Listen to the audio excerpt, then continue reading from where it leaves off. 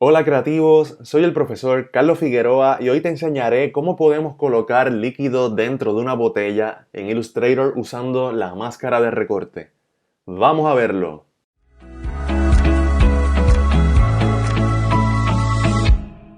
Primero tengo la botella dibujada, solamente tiene color en los bordes y tengo lo que será el líquido. Muevo el líquido hacia el área de la botella, pero queda encima de ella, así que necesito enviarla hacia atrás. Para eso puedo hacer clic con el botón derecho, organizar, enviar detrás. Ahora vemos que la botella queda encima del líquido.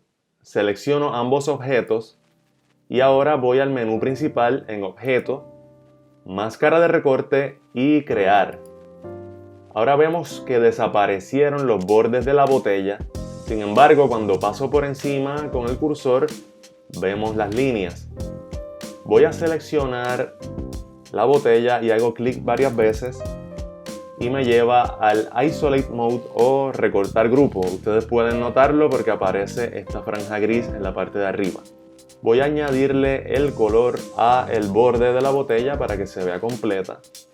Y ahora selecciono el líquido y lo muevo hasta donde quiero que llegue.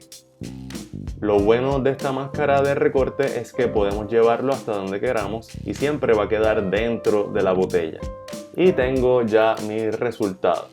Si te gustó este video, suscríbete a mi canal para aprender más de diseño gráfico. Nos veremos en el próximo video.